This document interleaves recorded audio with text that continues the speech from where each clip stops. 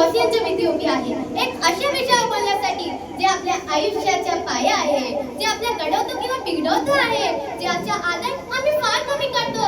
आणि हा विषय म्हणजे वेळेचे महत्त्व. क्या बात है. म्हटलं जातं वेळ हा सोन्यासारखा आहे, पण सोनं विकत घेता येते, परंतु वेळ विकत घेता येत नाही.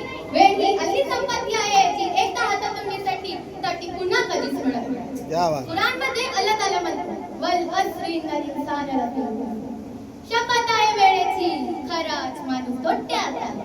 क्या बात है, क्या बात है. समजतं की वेळ अल्लाहची मोठी नेमत आहे. पैसा गेला तर परत मिळू शकतो, आरोग्य गेला तर सुधारू शकतो, परंतु गेलेला वेळ कधीच परत येत नाही.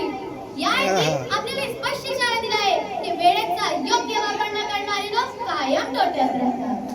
वेळ अनमोल आहे, तो वाया जाऊ देऊ नका. वेळ अनमोल आहे, तो वाया जाऊ देऊ नका. आजचा क्षण वापरा, आजचा क्षण वापरा. उद्याचा भविष्य, उद्याचं स्वप्न पूर्ण करा, उद्याचं स्वप्न पूर्ण करा. वेळेचा आदर प्रत्येकासाठी आवश्यक आहे. मग तुम्ही डॉक्टर असा, इंजिनियर असा, शास्त्रज्ञ असा या विद्यार्थी असा, सर्वांना वेळेचा आदर आवश्यक आहे. जसे एखादे विद्यार्थी जर अभ्यासाच्या वेळाने अभ्यास न करता मोबाईल मध्ये गुंतून राहिला असतं तर परीक्षे दिवशी त्याला फळ मिळणार नाही. त्याचप्रमाणे शेतकरी जर बी पेरण्याचा योग्य वेळ वाया घालवला तर त्याची पीक उगवणार नाही. आपल्या नबी करीम हजरत मुहम्मद सल्लल्लाहु अलैहि वसल्लमने नेहमी वेळेची कदर केली. त्यांनी सांगितलं 5 गोष्टींचा उपयोग 5 येण्याआधी. आणि पहिलाच काय आहे आणि पहिलाच आहे वेळेचा आदर करणं. अब्राहम तो गरीब घरात जन्मला होता. त्याने तासनतास अभ्यास करायचा. त्याने वेळेचा सन्मान केले, कारण त्याला माहित होता वेळेचा सन्मान तरच भविष्य घडेल. आणि म्हणूनच तो अमेरिकेचा राष्ट्रपती झाला. नमाजीच्या वेळा ठरवल्या आहेत. जर आपण म्हणाली पुढे वाच, जर वेळ निघून जाते आणि पुण्य हातातून विसरते. वेळ ही नदी आहे जी थांबत नाही. वेळ ही नदी आहे जी थांबत नाही.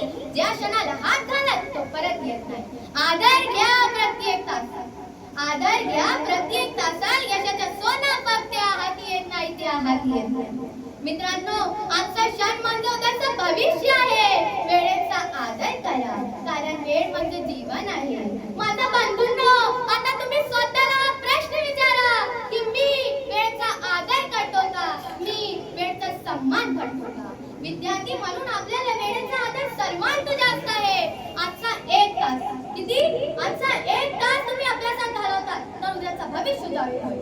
वेळ वाया घालवायचा नाही. मोबाईल, खेळ किंवा व्यर्थ गप्पामध्ये नाही, तर ज्ञान, इबादत आणि चांगल्या कामात वेळ खर्च करायचा आहे.